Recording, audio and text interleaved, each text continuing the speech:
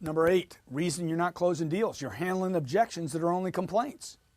You know, salespeople are notorious for handling objections that are really only complaints.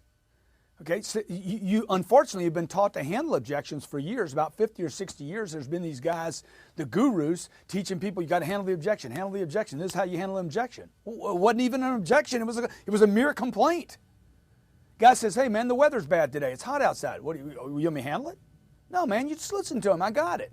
You know, of all the sales books I've ever read, and I've read, I don't know, 100 of them, 100, maybe 150 different sales books, I have never, ever, not one time in one book, seen this issue distinguished. The idea that you could have an objection or you could have a complaint. I brought this up about 4 or 5 years ago, okay, and now you're starting to see other people talk about it. After doing years of research, I learned that what most people call an objection from your client are not objections at all. They're just simply people talking, actually complaining. People automatically go through life complaining. Hey, how you doing today? Oh man, my knees hurt a little bit. Doesn't mean he's not going to walk. Okay? Hey, how you doing, man? Oh man, my arm hurts a little bit while he's in the gym lifting weights. Right? Hey, how you doing, man? Me and my wife had an argument. Doesn't mean he's leaving her. It's just complaints. People like to complain. Okay? Here's a rule. I'm going to give you a rule. Treat all objections as complaints until further validated. Most of the time when you're in the closer, you are handling a complaint that never required any more than, I understand. Grant, man, the price is too high. I understand, sir. I need you to sign right here. Man, there's no way I could do that, Grant. Come on. The guy said the price is too high, and you think I should react and fix the price. No, you should just listen to the guy's complaint.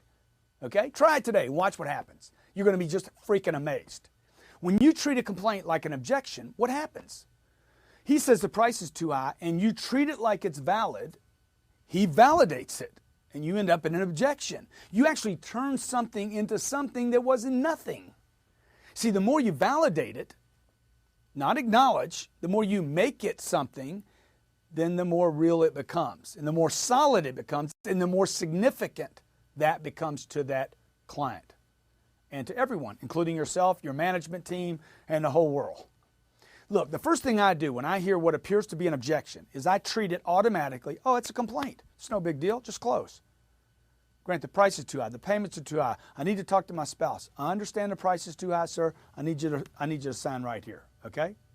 Grant, the price is too high. I understand, sir. I need you to sign right here. Okay? Grant, the price is too high. Okay? I understand, sir. I understand, sir. And the truth is you knew the price was too high before you got here. Sign right here. Grant, I got to talk to my spouse. Sir, if your spouse is anything like my spouse, she already knows you're here. Sign here. Okay? Grant, we never make a rash decision. I agree, sir. I understand that. I knew that before you got here. Okay? We've been here 4 hours. This would not be rash. Let's roll.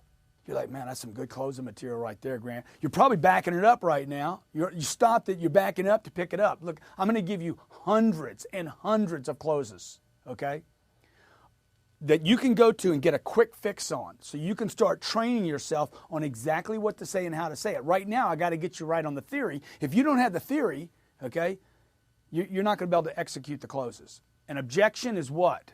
First, a complaint.